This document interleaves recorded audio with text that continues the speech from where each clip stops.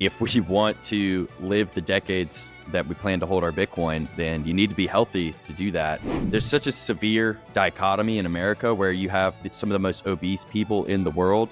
And then on the other end, you have people like us who take our health and taking care of our body very seriously. Hopefully over time, more people shift to our side and our lifestyle. All the factors that have led to the price going up 160% this year, none of that has really changed. All of that's still in play. So all the crypto and fraud has been wiped out of the market. The supply that's being held by hodlers is continuing to hit all-time highs. Until we start to see the hodl waves roll over, I don't think there's any reason to believe that price would have any major corrections. This is Decentralized Radio. I'm Tristan. And I'm Ryan. The goal of this podcast is to help educate you on how to live your most optimal life. We will host industry expert guests to shed light on topics that matter. We are not gurus, rather two individuals who have had to pave their own path to health and vitality, independent of the centralized systems that plague modern society. All right. Hello, everyone, and welcome back to another episode of Decentralized Radio. Today, we got Mitch on the line. Mitch, how's it going, man? Good to have you. Thank you, Tristan. It's a great day. I'm excited to talk Bitcoin, fitness, health, whatever we get into. I'm looking forward to it. Yeah. It seems like this trend of, I don't know if it's just analysts or what, just Bitcoiners who are kind of, taking a very holistic view of this lifestyle. And I love it because that's what I do. And I think that's kind of my mission as well, to get more Bitcoiners into health and more health-focused people into Bitcoin. So I was saying, kind of on Twitter earlier, and I've talked to Joe Consorti. I was like, you guys kind of like exemplify that tremendously, and it's a lot of fun. Yeah, I appreciate that. I think there's certainly room for cross-pollination, because if we want to live the decades that we plan to hold our Bitcoin, then you need to be healthy to do that. And just everybody in general, I noticed there's such a severe dichotomy in America where you have some of the most obese people in the world. And then on the other end, you have people like us who take our health and taking care of our body very seriously. So hopefully over time, more people shift to our side and our lifestyle. But I'm excited to dive into it. Is that something you've been into like your whole life, like playing sports, or this just kind of evolved, or is it relatively new? Because the way I see it is, once you look through the world at this decentralized lens, and you realize, the fiat money breaks everything, including the healthcare system, including the food system, and all that, it kind of reinforces, that sovereign motivation to want to take back control of your health. But for me, it was also something, as someone who played sports and was very active their whole life, it was kind of just, second nature for me. Yeah, same. I played sports growing up. Ever since I could walk, I was playing sports. I wrestled and did cross country in high school. But I will say, exercise has always been a part of my life, but my diet was crap for the longest time. And it wasn't until I got into Bitcoin and I really started going down these rabbit holes of food and how they sort of paid off all these studies to get us these cheap processed foods and make it look like it's healthy, right? And then I found the carnivore guy, Dr. Paul Saladino. So following his instructions as far as diet goes has really been life-changing for me. It's made my gym gains explode, and two, it's actually done wonders for my skin. I used to have a ton of eczema, and I was always getting inflammation, rashes, and everything. But going to a mostly carnivore diet has been game-changing, and part of that I have to thank Bitcoin, right? Because I didn't realize just how corrupt the money is, and then how that corrupts every other aspect of society. Yeah, it's really insane how you realize just how pervasive the fiat monetary system is in terms of ruining every aspect of our lives. And I talked to Jimmy Song last week, actually, and he writes about that pretty brilliantly, I think, in his new book. And it is true, literally fiat ruins everything. And it's sad because now we almost have to be part-time nutritionists, part-time, investors, part-time, whatever actual job you have. You really just have to take on many hats, but it's way better to do that than outsource it to the centralized, people that we're supposed to tell us what's good for us and what to do, especially when it comes to our health and our finances. And to me, those are the two biggest things, right? Like, if you don't have your health and you don't have any money, like, you're not going to go very far or for very long in life. Unfortunately, you do need money, and that's why we have Bitcoin. But you also need your health too, because if you have all this money, but you don't have your health, there's no point of having money either. So to me, yeah, that's kind of what I've been harping on for a few years now, and I think it's encouraging to see all this momentum, and I'm excited to push the Bitcoiners even further down the health rabbit holes. Right. And I'd say both of those things, health and money, it really boils down to personal responsibility, because nobody can exercise for you. Nobody can eat right for you. Nobody's going to give you a bunch of money. And even if you're lucky enough and let's say you win a Mr. Beast prize or something, you still have to be personally responsible to maintain wealth. That's a task in and of itself. You see plenty of people, they get an inheritance and they squander the wealth. So there's nobody else you can rely upon to get wealthy, stay wealthy, and to have physical health. It's all on your own shoulders.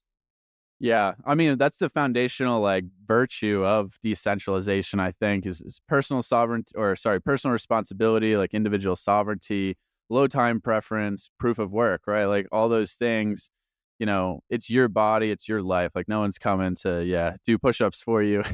No one's coming. No one even knows like your own body better than yourself as well. And that's why even in the health space, you do have to be careful, because it's like, who are you taking health advice from? Are they your age? Are they in shape? Like, do they live where you live? Do they have the same background? Like, it's all very contextual. So, Right. yeah, it's fun, man. It's just like, if you think about it as well, and what I'm working on is kind of trying to use Bitcoin as well to help improve the research side of things. Is, in 10, 15 years, and maybe even a couple of generations, the health of society is getting so bad. Like, I actually think we already have this fertility crisis, but I think, and then people are purposefully not reproducing. Like, the ones who are actually going to have families, going to be healthy enough to reproduce in like the next generation or two, is going to be folks like us. So it's kind of this natural self-balancing mechanism. Yeah. That's funny to think about. 100%. And if we theoretically, we could change the world in a generation, right? If Bitcoiners and people with our mindset are having all the children. But what that boils down to, I think, is homeschooling. We have to instill these values into our children. If we're unable to homeschool, either for financial reasons or we just elect to send them to public school, then it doesn't matter how many babies we have. They're going to get raised by the state, and they probably won't see the world in the same lens as us. So if Bitcoiners can have a bunch of babies and raise them ourselves, then we should be able to turn the ship around. Yeah, 100%. How is like the community where you live or in your area? Obviously, we're both pretty young, and it's something that I still find kind of like a hurdle for people our age, just living life through this lens. A lot of the Bitcoiners, a lot of, even in the health space, people that I'm connected with a lot are, I mean, some of them online are our age, but it's definitely a struggle. And I think just tying that in, because you're mentioning homeschooling, is that's really, I think, a community problem to solve as well. So if you have a bunch of like-minded individuals in your area, that becomes like a pretty easy problem to solve. Yeah. I live in the South. I live in North Carolina, and there's certainly pockets. I've lived in basically every different part of the state, and everywhere I go, I meet people that they homeschool, and they do basically group homeschooling as well. So the other homeschool kids, they'll meet together, 2 or 3 times a week, just to sort of ease that burden, because it really does take a village. When I think back to my own childhood, yeah, my parents had a huge part in raising me, of course, but there were also other influential people in the community that helped mold me into the man I am today.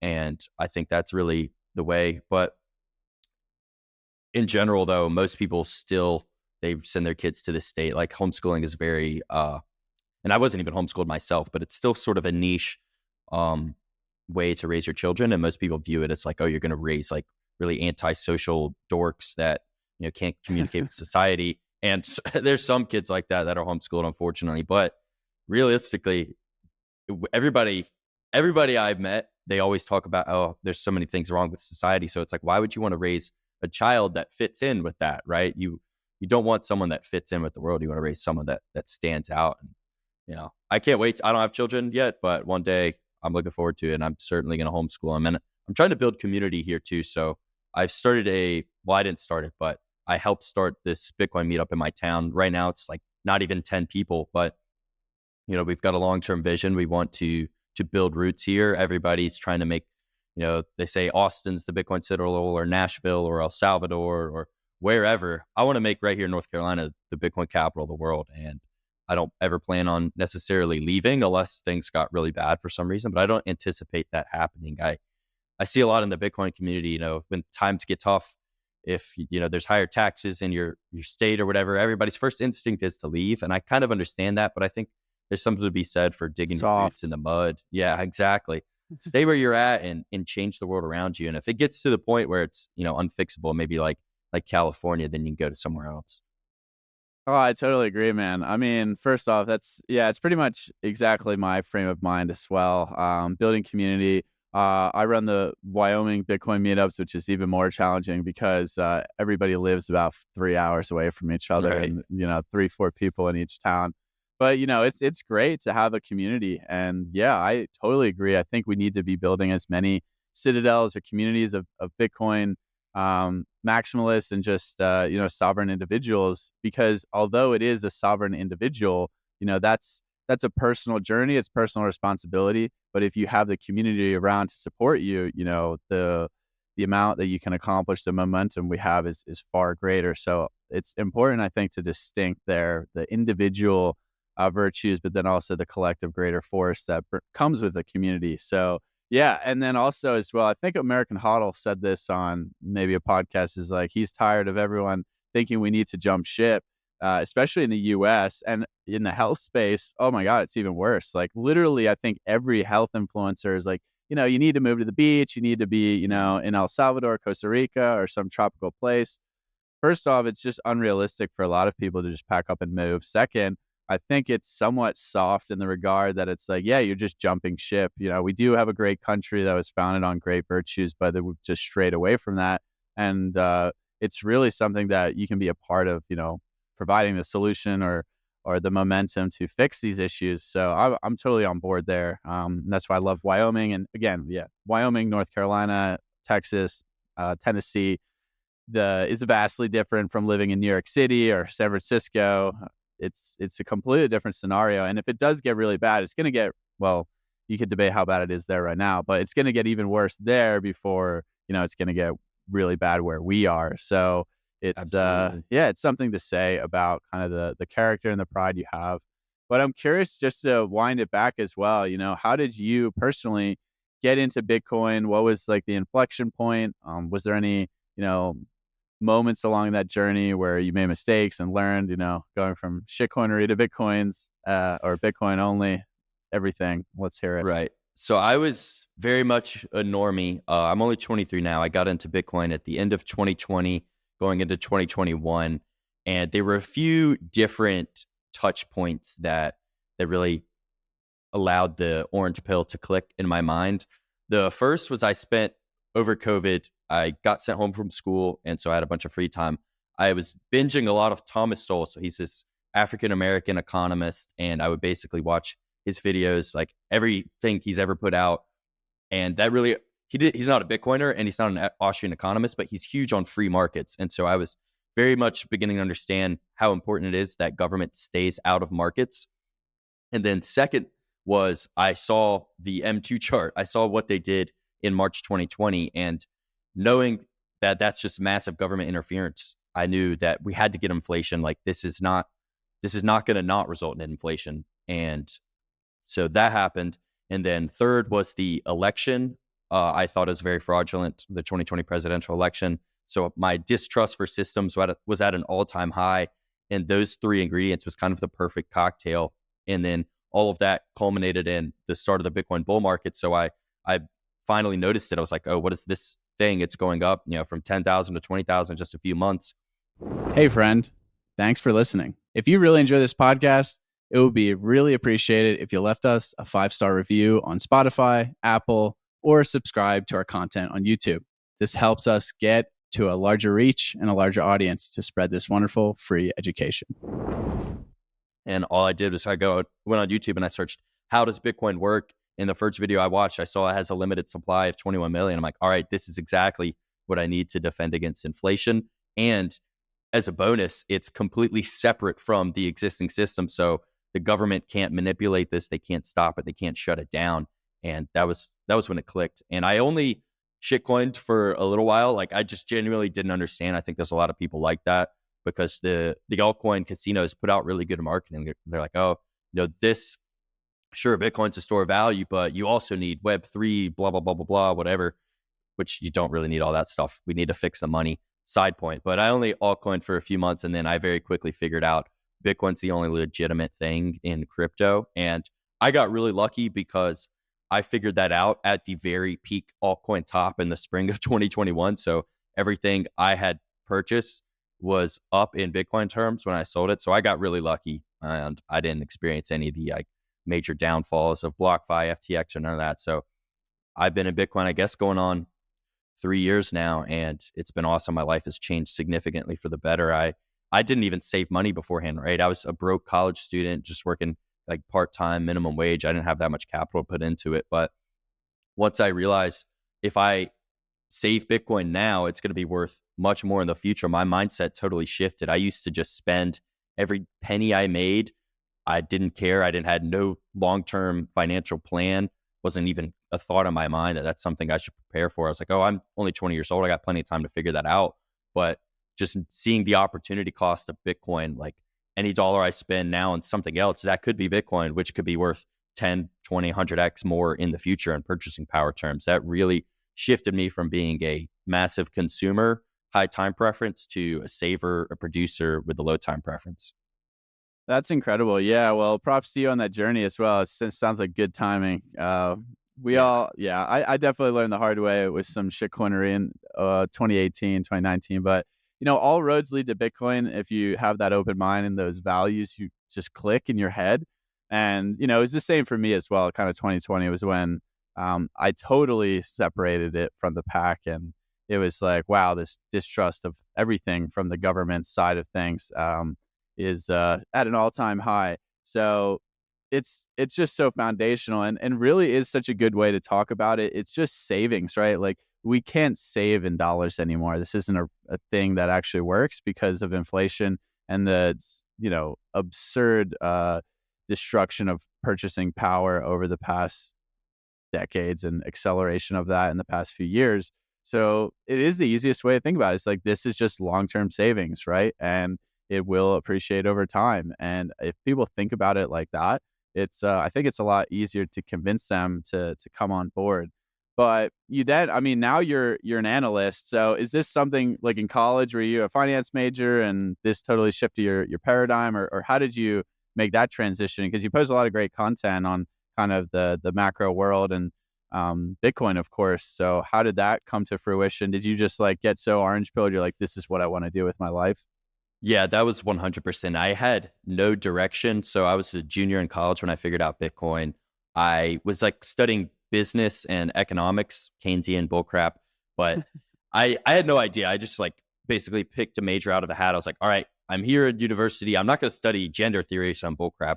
Let's do business because I want to make money one day. And how do you make money? Well, with businesses. I had no idea what I wanted to do. I thought maybe the banking route. I didn't know much about it. But I was like, oh, bankers make a lot of money, and maybe that'll subconsciously. I was trying to position myself close to the money printer, is what I realized in hindsight, because a thought that I had was all right, if I work in banking, I can make connections to maybe get a loan to start my own business one day. Not even realize I'm just trying to position myself to the monetary spigot, because loans are just money printing effectively because there's no reserves in the bank.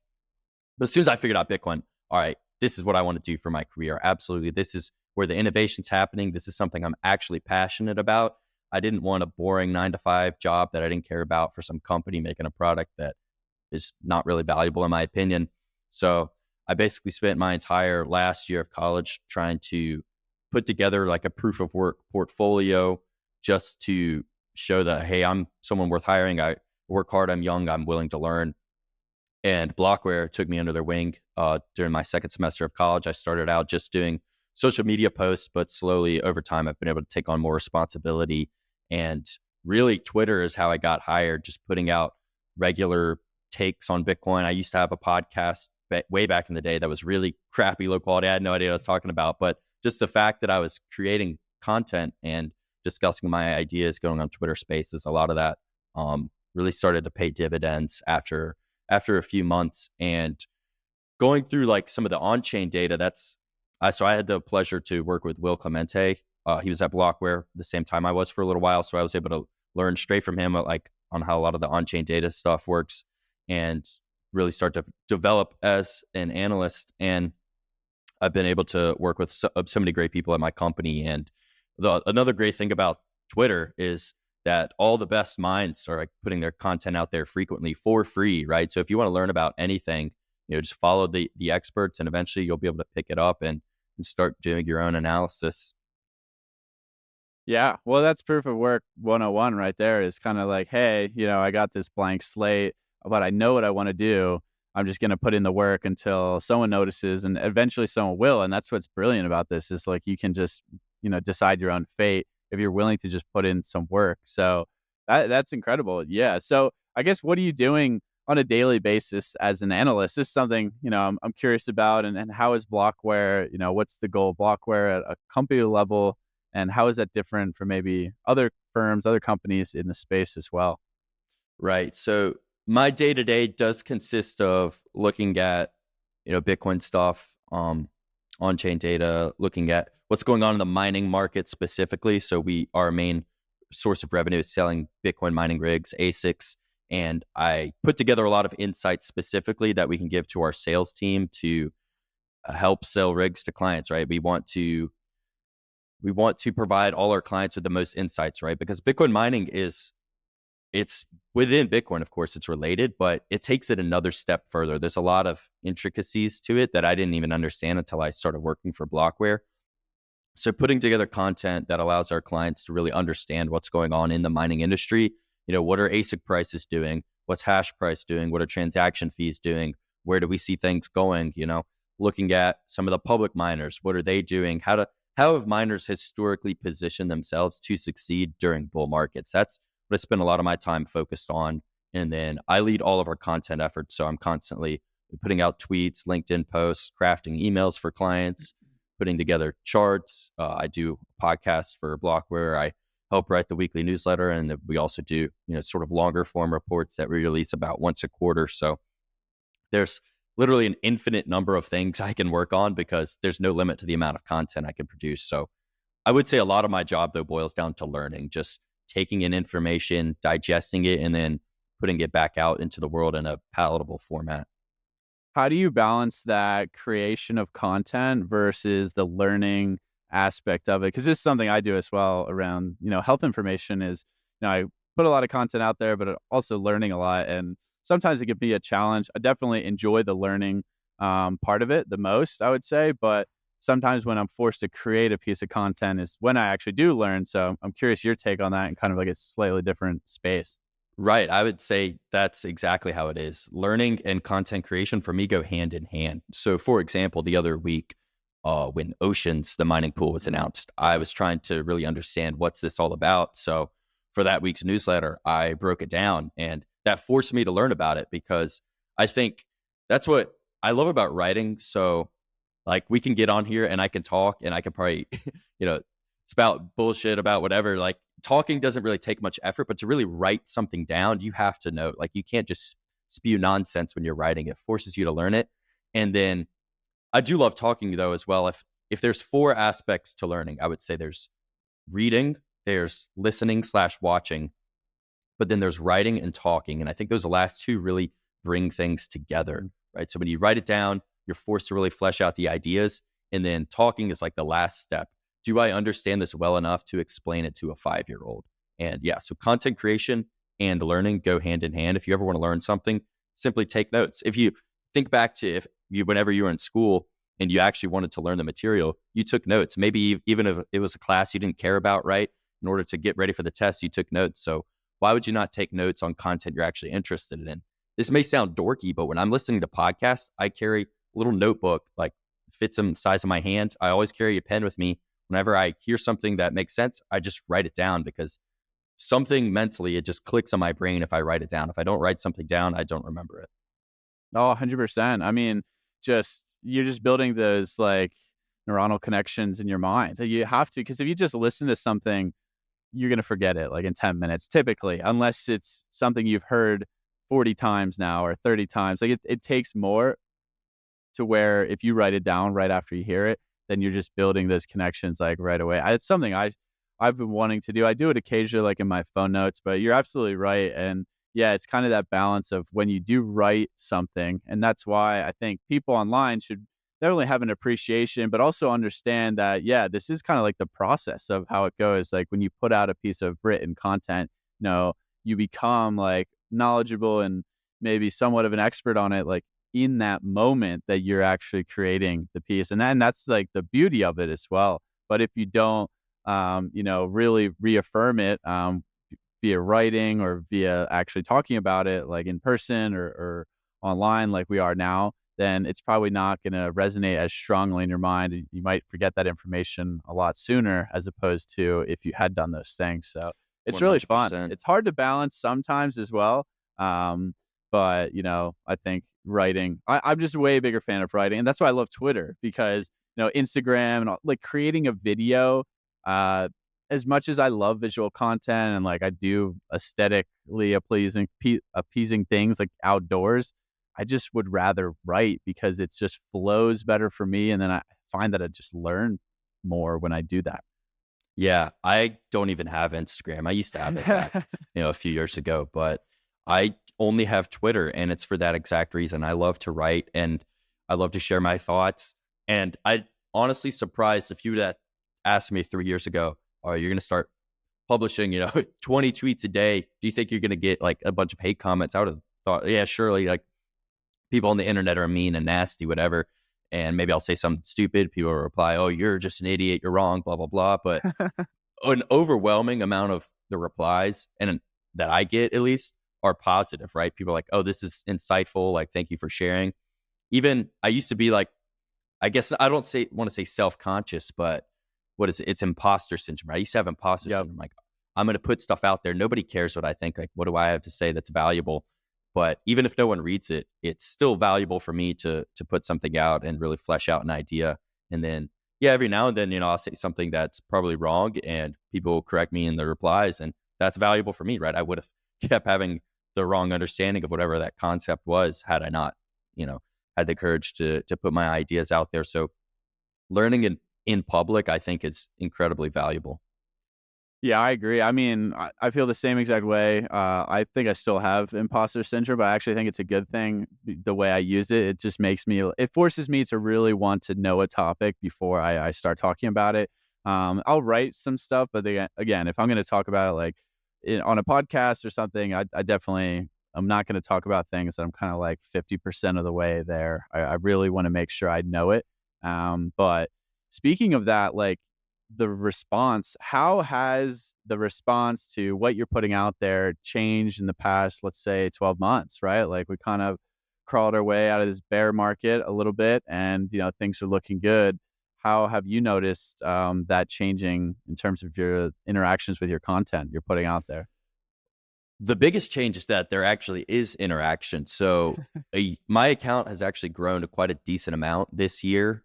In the end of 2022, going into 2023, I don't remember exactly how many followers I had on Twitter, but I think it was less than 2,000, and I'm approaching 10,000 now. So I want to say that it's because I started putting out more insights, but I have to be honest, and I would say a lot of it has to do with the Bitcoin bull market. I think that pumps up like any Bitcoin content, just hits the algorithm more. But I also think I've learned a lot over the last year, and I've also studied the Twitter algorithm a little bit to try to, figure out how to better promote my content, as well as to provide just higher quality content in general. I really started getting into the on-chain data stuff this year, and that's been the reception to that's been very positive.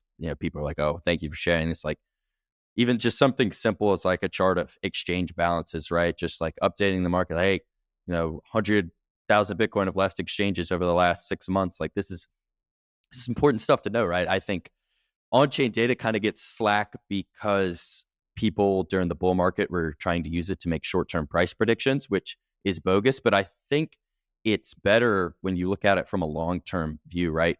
For example, the hodl waves that show you how much Bitcoin has moved over the last, however many months or years.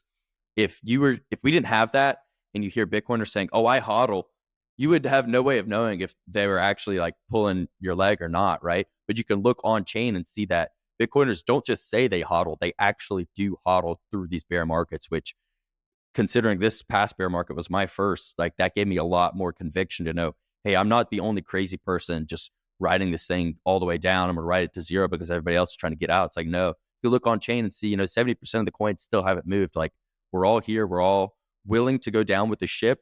And that fact is why the ship would never actually go down.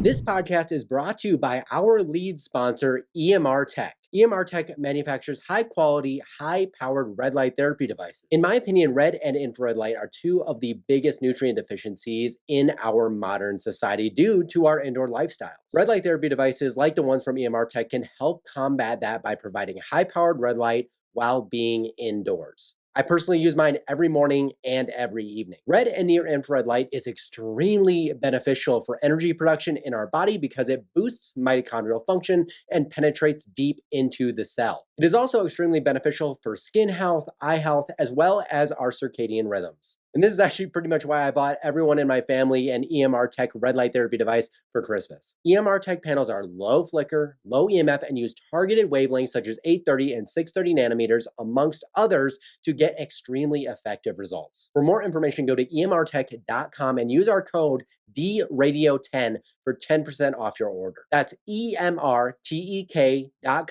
with our code DRadio, DRADIO 10 to save at checkout. Yeah, I mean, totally. I think, you post great content, so I wouldn't say it's just because of the Bitcoin bull market, which is it technically a bull market yet? I don't know what the deciding moment of time is. I guess you don't really know until you're looking a year backwards. Right. I mean, we're up 160% on the year, so I wouldn't call it the bull market, but it is bullish.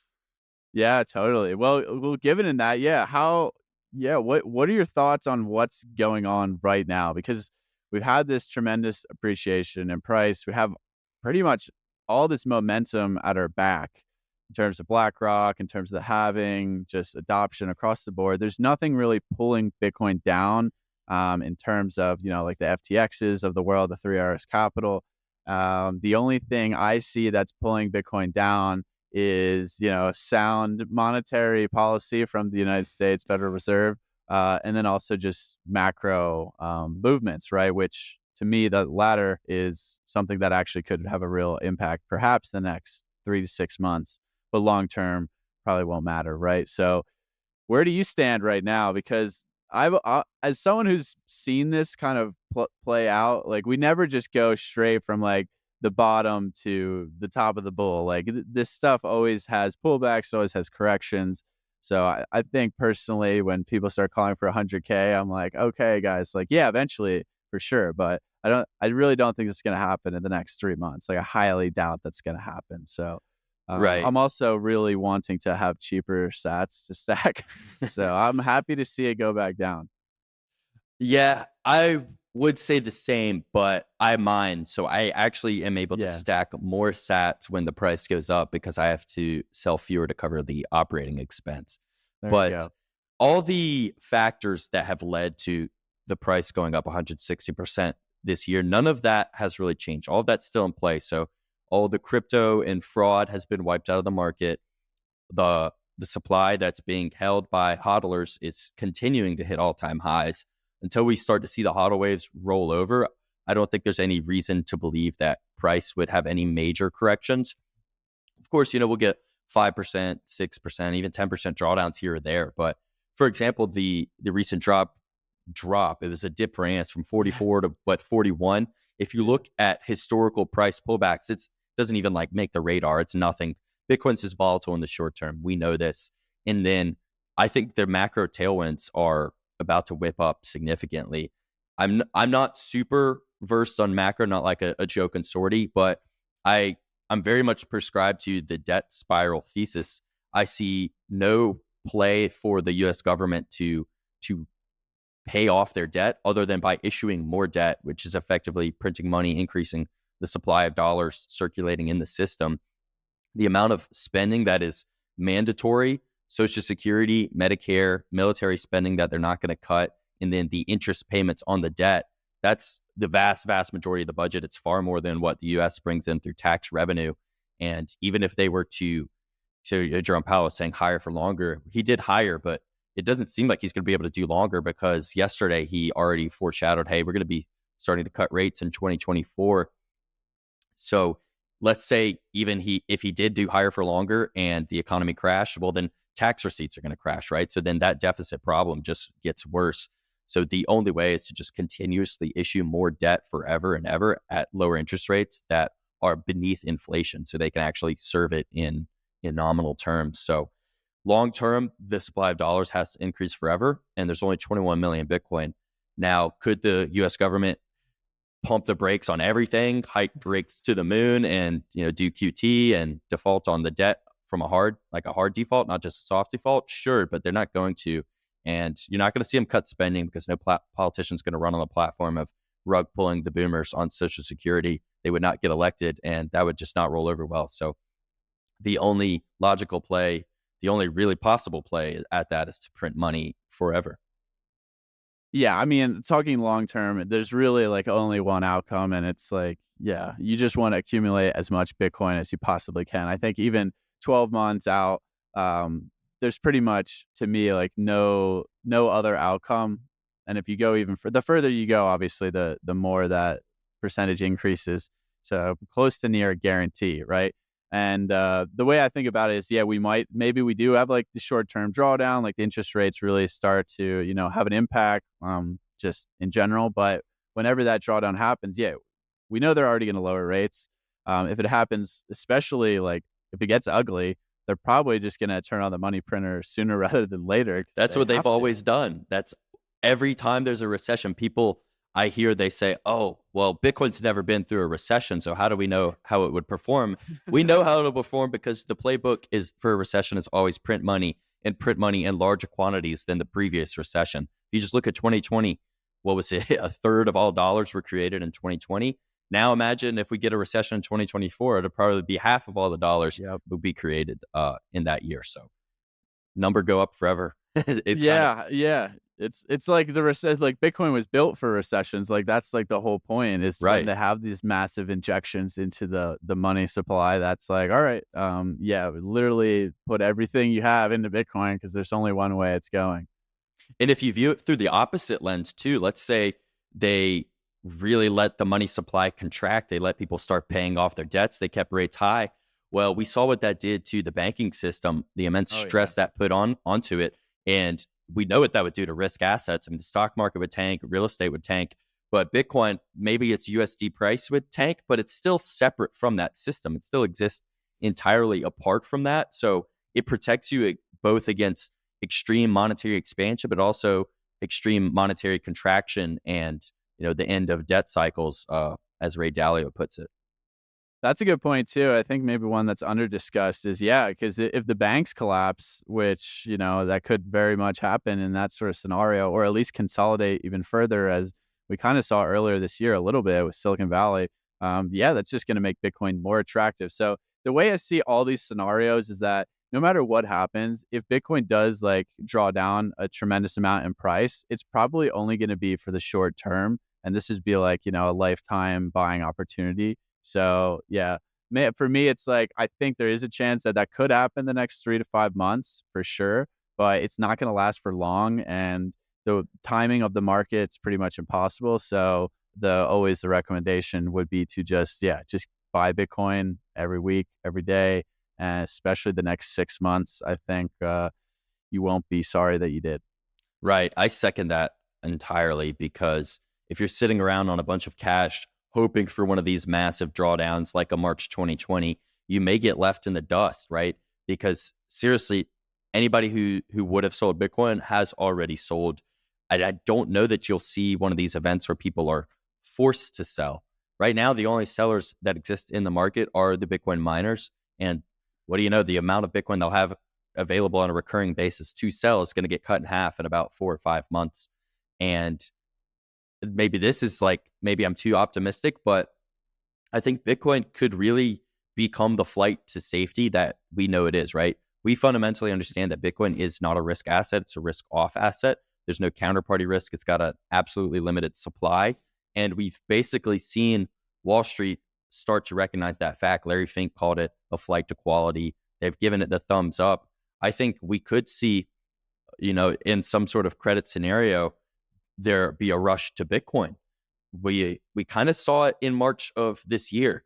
There was like a short-term price correction, but within like 3 weeks of the banking crisis, Bitcoin was up 50%. There was a massive flock to it.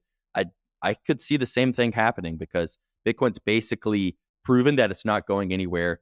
You can have all these Ponzi's built on top of it, like FTX. That's not going to kill it. You can have China ban mining. That's not going to kill it. Nothing can kill it.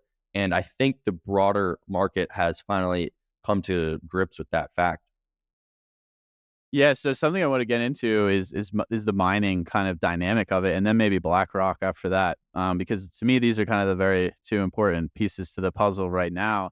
So we have the happening, whatever you want to call it, coming up. Are you in the camp that the reason why the price has gone up post halving all the time is because of the halving or because of the coincidental monetary injections at the same time? I'm curious there, and I'm just curious in general on the mining situation right now, because it seems like everyone's in a pretty good spot. Hash rate is gone through the roof, and we haven't even got to the halving yet, and it seems like pretty bullish. Whereas definitely, of course, back at like 16K, it's very nerve wracking for a lot of mining companies. So yeah, I'm curious your thoughts. This episode is brought to you by Wyoming Based, my new apparel company that is focused on providing high quality natural fiber based products using 100% US supply chains. Our first two products, the 100% wool everyday beanie and 100% wool rib sweater, are proudly made right here in Wyoming using local wool. The wool is low itch, high quality and durable, naturally antimicrobial, and way better for your health and the health of the planet. If you want to support a local US brand and are tired of supporting woke outdoors companies that shill plastics, check us out at wyomingbase.com and pre-order your sweater and beanie today. So I would actually say the biggest reason for the cycles has been the hodler behavior. So if you look at the hodl waves, the supply is most illiquid during the bottom of the bear market effectively. And that has coincided with halvings, which has also coincided with monetary liquidity. And I think monetary liquidity and halvings both play a role, but I do think it's the hodled supply that is the biggest there. But in terms of the mining landscape right now, there's been a huge relief this year, obviously, right? At the end of last year, it was very difficult for miners. A lot of them were mining at break even or just under, but they've got a lot of room to breathe here. And one of I call it the dark horse for mining profitability going through the next epoch is transaction fees. I'm not a fan of ordinals. I don't think you should be selling, buying one sat for 10 Bitcoin. I think that's just stupid. People could do what they want. But what we've seen is just a small marginal increase in demand for on-chain settlement, what that can do to transaction fees, because for most of the bear market, fees were under 10 sats per VByte. And now they're consistently over 100 sats per VByte. Even, they dipped down to just like 50 or 60 and then gone right back up. And now imagine what's going to happen when financial institutions are actually trying to use Bitcoin for means of settlement, right? And layer twos like Lightning aren't in the position to adequately service the demand that's going to come. So it's going to be on chain is the dominant method of sending Bitcoin. And there's only so much space within each block. So that's going to have a huge boost to miner revenue. And I don't think it's unreasonable that during the next cycle, we consistently see transaction fees make up a bigger percent of miner revenue than the block subsidy, because that already happened for brief stints, like for a few blocks during May of this past year. We saw a few where it was more than the 6.25, but since the block subsidy is going down to basically 3.1, I think we'll definitely see blocks with more than three Bitcoin worth of fees. So mining, I'm just as bullish on it as I've ever been. And especially if we do get this massive bear market or bull market that a lot of people are expecting, where the diminishing returns kind of breaks, right? It doesn't take much capital from the institutions, from BlackRock, to really move the needle. So if Bitcoin goes to, multiple hundreds of thousands of dollars, Bitcoin miners are still just paying an electricity bill to produce Bitcoin. So you're going to see hash price just rip. You're going to see the public mining stocks rip. You're going to see ASIC prices go to the moon. In 2021, S19J Pros were selling for over $10,000. And right now they're at like $2,000. So you could see that same sort of appreciation on the ASICs as well. Yeah, I think that all makes a lot of sense. What was the percentage, or like the max percentage, that you saying it got over 50% during the ordinal hype, and then what is it now compared to like the block rewards? Yeah, so I think the 30-day moving average, last I checked, was about 15% of miner revenue was coming from the transaction fees. So that's about 1.5 Bitcoin per block. It's still a decent chunk. Like, that's pretty good. Yeah, 100%. But isn't that going to be like a problem? Not a problem, but going forward, like obviously for smaller transactions, that's why we have the Lightning Network. But I guess what you're saying is, with the institutions, especially, they're moving around a lot of money, they're going to be forced to use on-chain. But eventually that probably would be resolved. And then long term, you'd really only use on-chain for larger sums of Bitcoin, which I guess would be, again, the kind of like institutional way to go. The way I think about it is, we know fees will be high because that's the design, that's the way the mining economics and incentives are going to work. And Bitcoin provides a service, peer-to-peer global transaction settlement with no third party. Like, that's a valuable service, and people are willing to pay for that. And fees are going to be high. It's the cost of doing business. And I think that's why UTXO management is so important. I put out a video a couple weeks ago explaining exactly how UTXOs work and why, properly manage them. It could save you a fortune in fees, because if you're sending a transaction and it has one input, your transaction is going to take up less space in the block, so you have to pay fewer in fees. But if your transaction has multiple inputs, it's going to be a bigger size in terms of data. You're going to have to pay more. So definitely consolidating UTXOs is the number one thing you could do, especially if you've been dollar cost averaging and withdrawing from the exchange frequently, which is good practice, but that means you're going to have a lot of UTXOs. If your entire stash is comprised of, 100,000 sat UTXOs, you're going to be in for a nasty shock when fees are, 1,000 sats per VByte. Yeah, so maybe if you have some Bitcoin that you want to move, do it now before BlackRock comes in. In general, like, what are your thoughts on mining from like the individual level to like the small miners that are out there to, the big boys like Riot, Marathon? Because the way I see it is, it kind of has become something that's really only been profitable for a decent sized player at this point. But that all changes when the price hits, 50K, 75K, 100K. Right. And then also from a non-KYC perspective, it's of course very important. So how do you look at it? Because you said you do some self-mining at home. No, not self-mining. I mine with Blockware. So that the reason the hosted mining industry is even a thing is because mining is so competitive. It's a race towards the lowest energy price, finding the most remote sources of energy that are stranded that nobody else is paying for. And because I think the days of home mining and it being profitable are likely behind us. That doesn't mean you can't home mine for other reasons, right? Let's say you have heating. Heating, or maybe you have solar panels and you produce excess power and you want to use Bitcoin miners to consume that. Or if you just simply want to support the network and run a miner at a loss to get no KYC sats, like, these are all perfectly valid reasons to home mine. But another thing, I don't think the sort of institutionalization of mining is any concern for Bitcoin's security, because for one, there's plenty of stranded energy sources throughout the world. I've seen videos of people in a Guatemalan prison using like oil to mine Bitcoin. Then you could go to the middle of nowhere in Alaska and do flared gas mining. You could go to a river in upstate New York and mine Bitcoin. Like, there's so many different ways to decentralize mining. It's not a concern. And even then, the opportunity cost for someone, if they were able to get 51% of the hash power, they could just mine 51% of blocks, honestly, and get all that Bitcoin. It doesn't make any sense to attack the network, destroy the value of your rigs, et cetera, et cetera. So as far as security, I don't see that being a problem. But in terms of, mining as a business, right?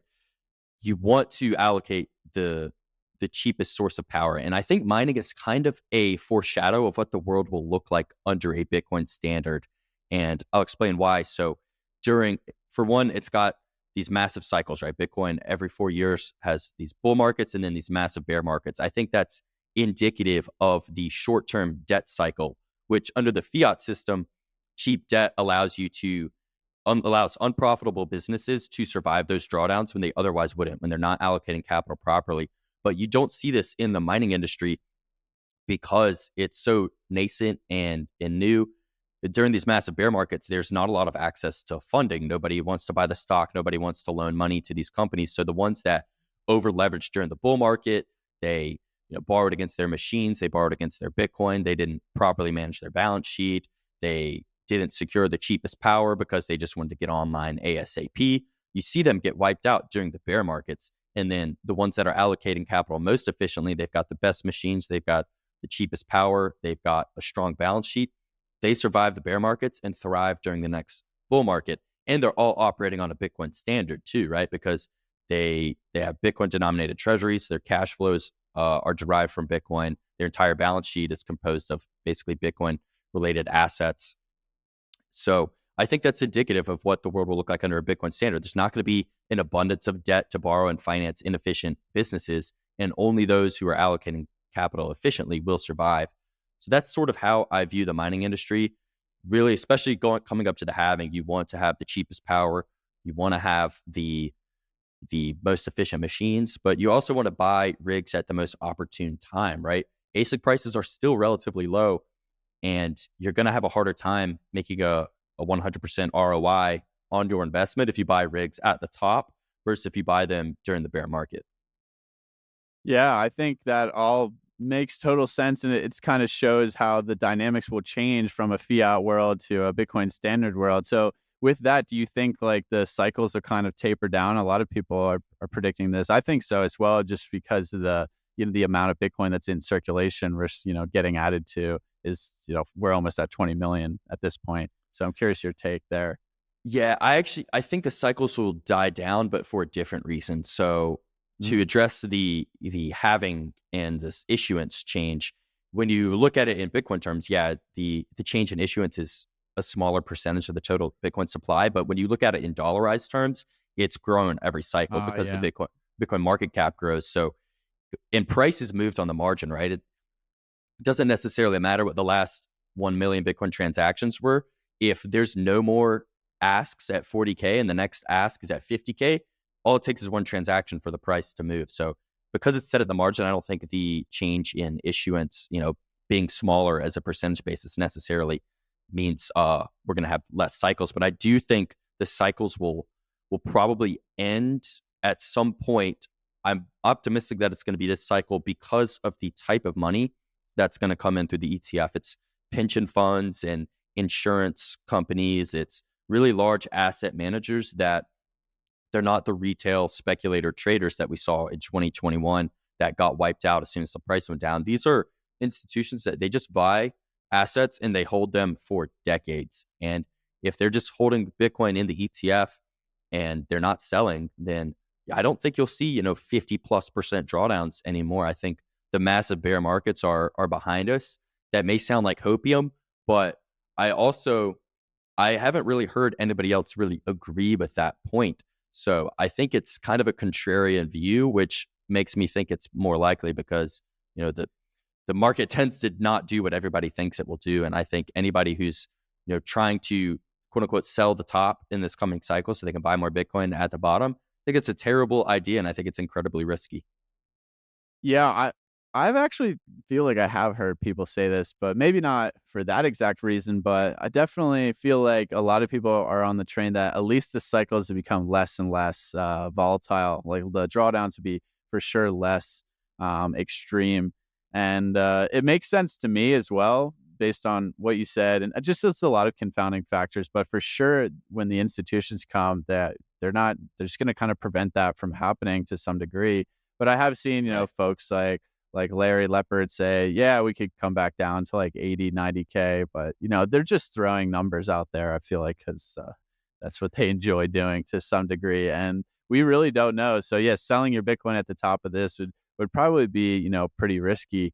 And the next, that it's a great transition as well, because the BlackRock, the ETF is this huge milestone. It's been talked about for years and years in the Bitcoin space. And when it seems like we're finally going to get it, maybe sometime early next year. We know what it's going to do to Bitcoin, but I'm curious, how exactly does this play out? Like, has BlackRock bought any Bitcoin? Have any of these guys bought a bunch of Bitcoin, or do they need that approval to really go all in? And then, there's just a long gap period, like 1 or 2 months before it starts trading, I believe. So what is basically the whole process of the approval of the ETF, the acquisition of Bitcoin, and kind of how that all works? Yeah, I'm not super in the weeds on the technical aspect of it. I assume once it's approved and they start getting people trading their ticker, then they'll go and buy Bitcoin to back it with. But they could be buying it now to back it with. As far as BlackRock specifically, they own a bunch of mining stocks. They own MicroStrategy, so they already have Bitcoin exposure in that regard. But I think the thing about the ETF that I don't hear discussed enough is there's going to be game theory and competition between the various ETFs. You're going to see some of them, maybe it's the ARK ETF, maybe it's the Vanguard, maybe it's the Fidelity. They're going to publish the addresses on chain that they just have that transparency, right? And I think that's going to force other ETFs, because they're going to be a competition for each other, right? How can I, if I'm Vanguard, get people to buy my Bitcoin ETF instead of the BlackRock? Well, I can make it more transparent.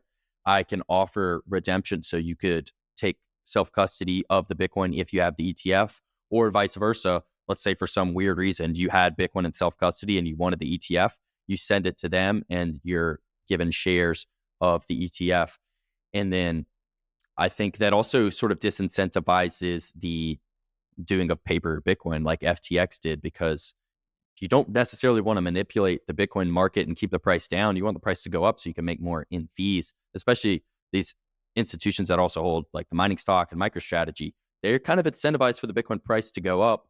And then the last competition between the ETFs, I think, is unit bias, because you and I, we understand that Bitcoin's divisible into Satoshis and there's no reason to have unit bias. But a lot of people, they're like, oh, well, Bitcoin's too expensive. I don't have $40,000 to buy a Bitcoin. But if this ticker for the ETF is $10, so I can buy 100 of these, and that there's just something psychological about that. So I think you'll see kind of competition in that regard, like who can get their ETF to be the lowest fiat price per share. And that all of these factors, I think, are incredibly bullish. And I'm really glad that there's going to be multiple spot ETFs instead of just one. Did they say that like officially that they're going to do that? Or is that kind of just like the consensus opinion now that they're going to approve them all at once? Yeah, that's just the consensus opinion, but okay. It would be weird if they didn't, because why would they be able to approve one but not the other? Yeah, just give one horse the race, which would be crazy. I'm trying to think as well, like just how it's going to go down, because someone like my dad, who's just like been an engineer their whole life, like all his retirement, all his money is in like Vanguard, and I'm like, Dad, you need to buy Bitcoin. He's like, well, I can't, right? Like I can't actually, like he doesn't have that much like liquid cash. But he knows now. He's like, yeah, I've heard about BlackRock and all this. I'm like, yeah, I've been telling you for 5 years. But it seems like he's someone, whereas like the moment that is out and tradable, like if you're a health conscious food consumer who's also very active, you know how big of a struggle it is to find a bar that is both convenient and nutrient dense. That's why I was so excited when I discovered the Alpha Bar. The Alpha Bar is a meat-based bar that contains only simple ingredients: 100% grass-fed beef, tallow, and honey, and is both nutrient-dense and convenient, and packs a caloric punch of over 300 calories. For me, this was a game changer and is now the go-to snack and fuel source I use when I'm hiking, camping, hunting, skiing, or doing anything in the outdoors and I don't have the resources to cook a full meal. The Alpha Bar is made proudly in Colorado and only uses locally sourced meat. JJ, and Rob are also extremely based and accept Bitcoin for payment. I highly recommend you check out the Alpha Bar for any time you need a nutrient-dense and convenient snack on the go. Check them out at eatalpha.com and use code DRadio5 at checkout to get a 5% discount. And if you pay in Bitcoin, you can get an additional discount on top of that. That's eataupa.com and use code DRadio5 at checkout. I think it's just gonna like go nuts, right? Like it's just gonna be insane. I think so. How many people are finally just gonna be able to put money in it because they just don't have that liquidity in cash or in money markets or whatever. They're all tied up in IRAs or 401ks or, Yeah, people, they want Bitcoin exposure, but they want it in a way that they're familiar with. Most people, they don't want to be responsible for their own keys. Like they should be, They should want that. But even people like I talked to a cousin of mine, he works in finance. He's only 30. He's like a millennial. Even he is like kind of not comfortable with the idea of taking self-custody. And it sounds kind of sketchy to people. It's like, oh, you write down these words on this piece of paper. You can stamp it into metal. And like, if you lose it, you don't have your Bitcoin. Nobody can get it from you or get it for you. And it's just a level of responsibility that most people don't want to take, but they do want exposure to number go up technology. So the ETF is kind of perfect for these people. And I think the question really boils down to how much risk do these types of investors take? Do they put 0.5% of their portfolio into Bitcoin? Do they put 1%, 5%? And, obviously the higher that number is, the higher the Bitcoin price is going to go. I'm just curious if there's going to be like a big hype right when it gets released and then sort of a dull, or it's just going to take time. Like it'll take like a couple months because just think about the process, right? Like think about the average, like, I don't know, 60-year-old person. They're going to want to meet with their financial advisor and be like, oh, Tommy, why should I buy Bitcoin? Or I've heard about this. Or the financial advisor is going to be like, hey, we have this new offering, like this ETF. So I'm curious, like what percentage of people are it's just going to take them like a few months to even consider it. Whereas I'm sure a lot of folks, like how many people are waiting for that exact moment? Is it a ton or not? And that's something I guess we don't know. Yeah, upon immediate approval, I'm not sure, but I do think, let's say the ETF's approved in January, having in April, I think that 3-4 month period, we're going to see the price go up because the financial advisors, especially the ones under the wing of BlackRock, which is a lot of them, they're going to use the halving as their sales tool. Anybody who's ever worked in sales, you always have some sort of weapon, something you use to help sell your product. The product here being the Bitcoin ETF, all they have to do is point at the halving and say, every time this thing has happened, look what the Bitcoin price does, orders of magnitude. So you need to get into this ETF right now. So I think that 3 or 4 month period, we're going to see number go up. And then after the halving, I mean, all bets are off. All your models will be broken. Like, who knows what this thing's going to do in the second half of 2024. Yeah, I'm excited to see how it plays out. I'm just trying to think of creative ways to like get my dad or someone equivalent like in before the rush. MicroStrategy, probably. Yeah, I've heard. That's what I told him. I was like, can your Vanguard whatever buy MicroStrategy? He's like, I don't know. I was like, well, figure it out because I love MicroStrategy. I mean, even the mining stocks as well. Like they're gonna go up more than Bitcoin, probably.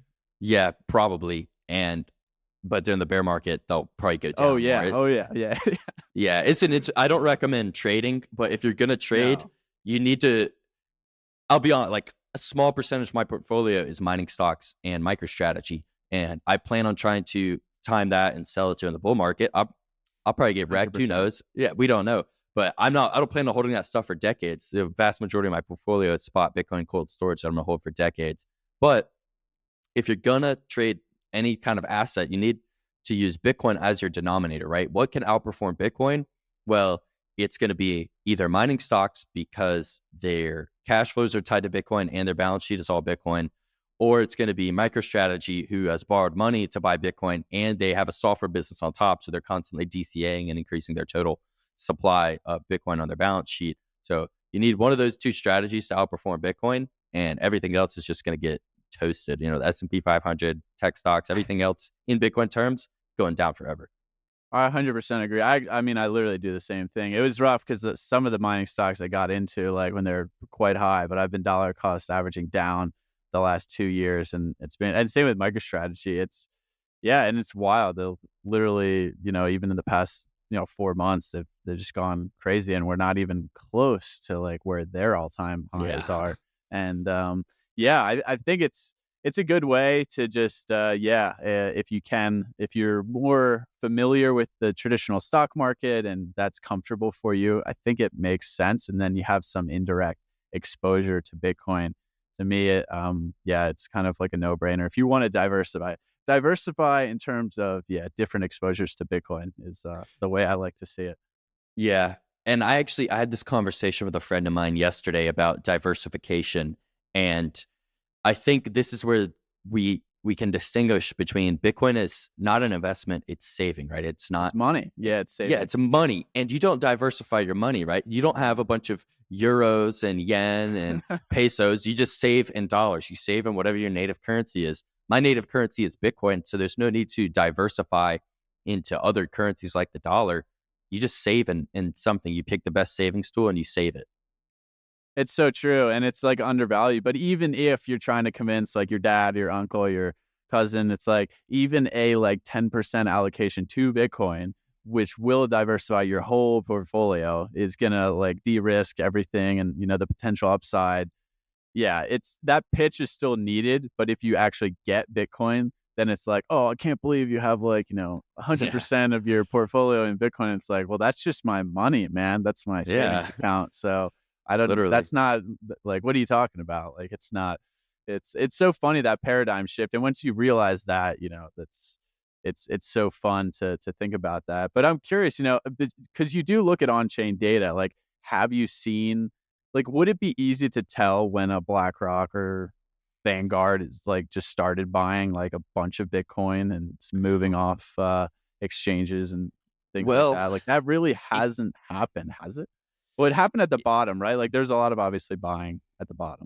It could be difficult to tell because most of them are going to use Coinbase as the custodians, right? So they could be buying through Coinbase as a broker and then custodying with Coinbase, and theoretically that Bitcoin could never. It already was bought, right? Yeah. It might not even move on chain, and even if it does, it's just going to go from one Coinbase wallet to another. So it may actually be difficult to tell. Who knows? But I also think we're gonna always see plebs like you and I continue to buy Bitcoin and take it off the exchanges. This epoch, I think, at the start in 2020, it was like some 3.5 million Bitcoin on exchanges, and now it's like 2.5 million.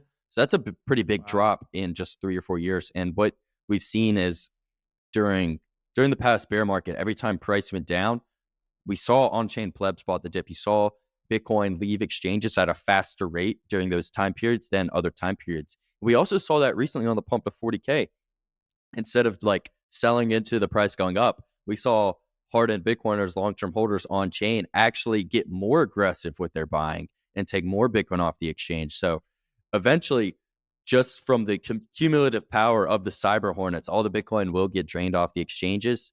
But that may take a little time if depending on how the ETFs actually shake out, if that populates as like Bitcoin leaving exchanges. I'll be curious to see how that actually looks on chain.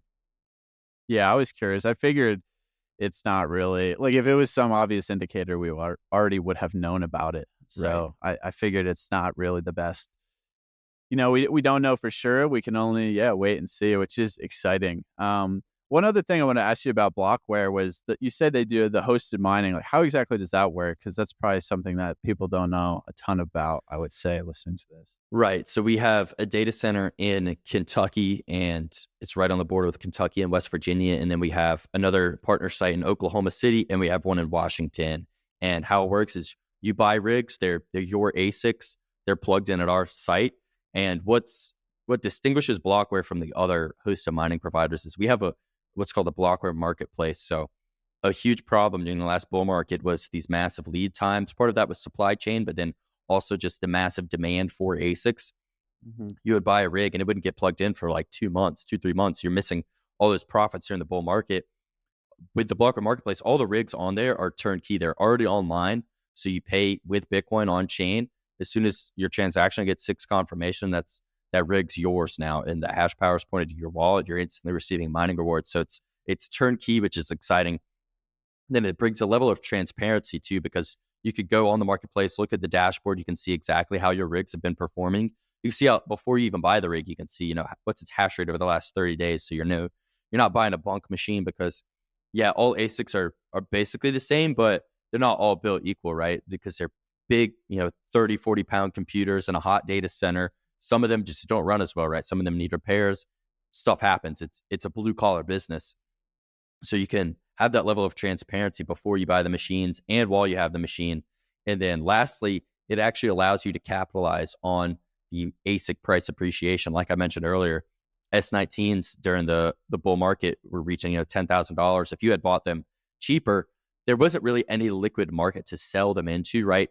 ASICs as their own asset class have historically been very opaque in the market, right? There's not a lot of good ASIC pricing data, because all these transactions are kind of happening in these Telegram groups, like very much like an under the ground type of market. And our goal with the marketplace, and what we've already seen, is we can view the actual ASIC pricing dynamics. So when the price goes up, how are sellers changing their prices? How are buyers responding? We see a flurry of activity when the price goes up. Even, if it goes up 10% a week, you just see the massive surge in people wanting to buy ASICs. So it's super fascinating. And, our teams at these sites do a really good job on keeping your rigs clean and making sure they're hashing properly. I've had the opportunity to visit our site in Kentucky. The guys there do a fantastic job. So if you want to get into Bitcoin mining, most people don't have cheap enough power at home. You basically need a host, and Blockware is the best host in the business.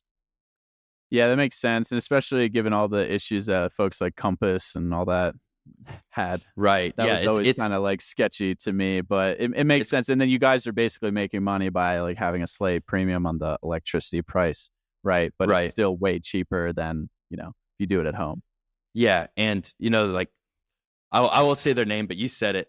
Into companies like that have brought a bad name to the hosted mining industry. And that's why we own and operate the site in Kentucky. We took a lot of time building that out. That's our employees. They work for Blockware that are at that site. And then our 2 partner sites, we do extreme due diligence before, partnering with other mining operators, because what you saw with the company you named, they rushed to expand very, very, very quickly, kind of gypsy sites, right?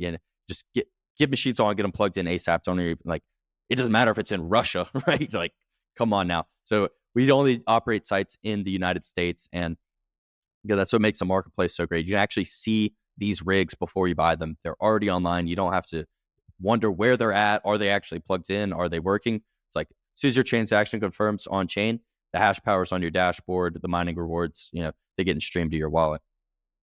That's cool. I think that's important, especially because, as we discussed, like this feasibility and profitability of people to mine at home is pretty much impossible.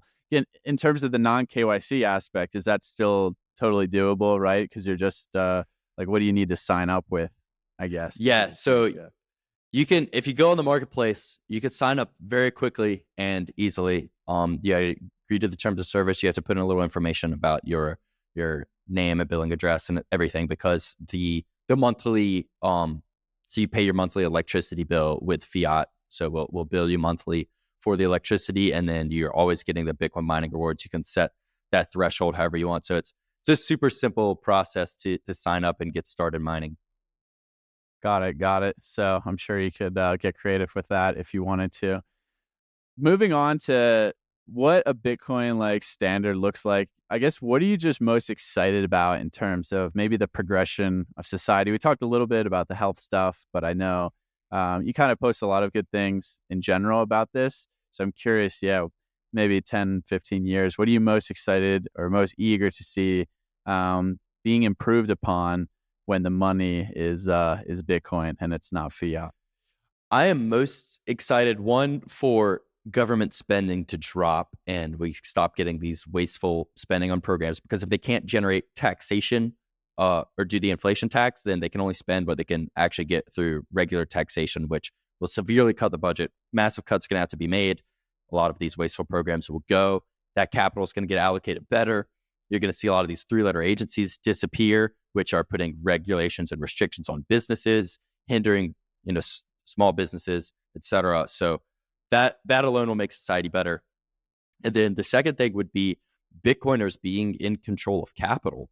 Bitcoiners having the funds to go start their own businesses, people who understand value, right? They understand what it means to provide a good or service that is deemed valuable by the economy, and proof of work, right? So when Bitcoiners are running the businesses and not a bunch of fiat leeches, I think we're going to see a lot more, services that are good for society, right? I think guys like you and I may open up seed oil free restaurants and stuff like that. And I think another thing will be, this kind of is tied into Bitcoin, but it's almost separate, is the traditional educational system. We were talking earlier about how homeschool is so much better, but I mean, the university system, man, I graduated college in 2022. It's terrible. And of course, it's financed by money printing effectively, government subsidies, government securing loans, no matter if you need to go to school or not. If you want to go study something nonsense, you're not going to get a job, doesn't matter. We'll give you a loan anyways to pay for it. And you can't default on it. And there's no collateral to back the loan, which makes no sense. What other type of loan can you get with no collateral, right? With a mortgage, there's the house. You can borrow against stock, you can borrow against Bitcoin. There's always some sort of collateral, but with an education, there's no tangible collateral there. So I think you're going to radically see the university system get transformed, especially because you can just learn on the internet for free. The cost of information is quite literally zero, the marginal cost. And that used to be the reason for university. It was, you go there because they actually had the information. If you wanted to learn, you had to go there. They had the books, they had the people with the knowledge. But now the internet has made that accessible to everyone. And the only thing that's left making a university degree worth anything is the prestige, right? It's like the clout, the appeal to authority. Oh, I have a degree, but that's really going away fast, because most people, they've been through it now and they understand, hey, like a lot of these kids that are graduating college, they actually don't have any skills. Like, this degree doesn't mean anything. They're watered down by the sheer quantity of people that have degrees.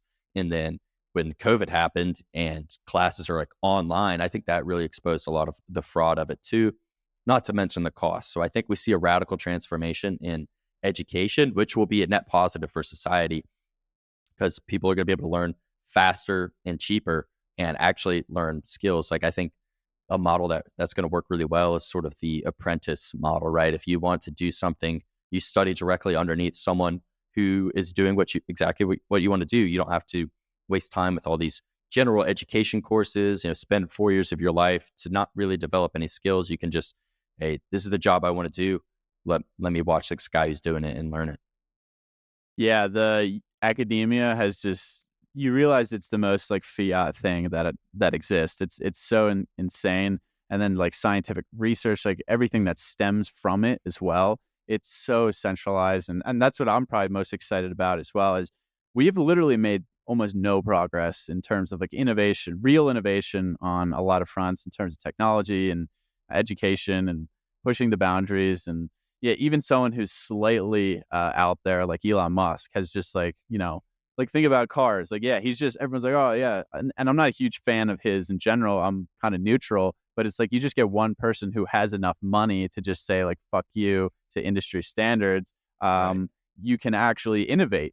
Now think if there's, 100 Elon Musk, because they all own Bitcoin, and then they can actually use that money that they have, that they created through Bitcoin, to truly fund innovation, truly fund, like architecture projects, and the arts will come back. Everyone talks about like this reemergence of the Renaissance, which it all sounds very nice, but I still think it's kind of going to be an ugly fight to get there from like the just controlling New World Order system that they want to implement. But it's going to be after a certain period of time, we're just, we're going to have enough of the wealth and our health to we're opted out. So to be these like parallel systems, I think it's going to be, I'm really excited, right? Like, I'm glad I'm alive today and pretty young to like see all this play out, and obviously be lucky enough to have some Bitcoin to prepare my future, generations to come. But yeah, what a wild time we're kind of set in for here in the next 5 to 10 years.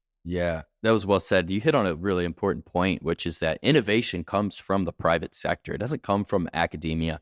Every great invention has come from an entrepreneur seeking to make profits. The Wright brothers in the plane. You've got Elon Musk, which again, like you, I'm kind of neutral on him. And it doesn't come from some professor in a lab writing a 30-page research report that nobody is going to read.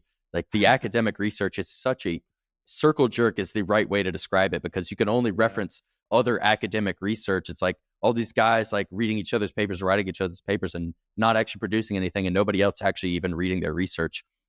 It's insane. But on Elon Musk, dude, you mentioned, this sort of like New World Order. I admire him as like a businessman, but he is a little suspect when you think about, he's making brain chips, he's making electric cars, he's trying to make an all-encompassing app for everything. It's a little sus, I gotta say.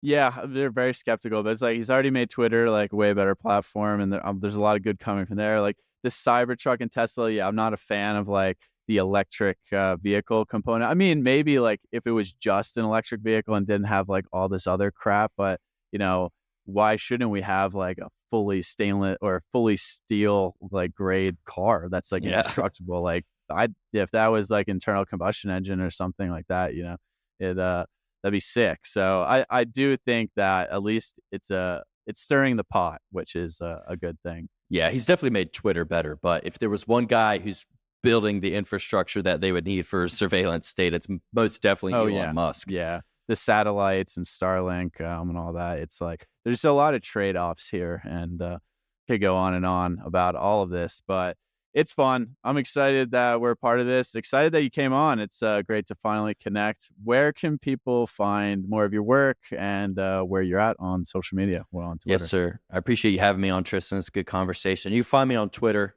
at Mitchell Hodl, MITCHELLHODL. That's pretty much the only platform I'm active on. You can also follow I run the Blockware YouTube channel, so if you go on YouTube and type at Blockware, you'll find us. So appreciate you having me on, brother. It's a good conversation. Yeah, absolutely. If I have a lot of family in the Southeast, so if I ever next time make it down there, I'll definitely have to hit you up. Be great to connect in person. 100%. Alrighty, have a great one, Mitch. Thanks for coming on, and thanks everybody for tuning in. We'll see you next time.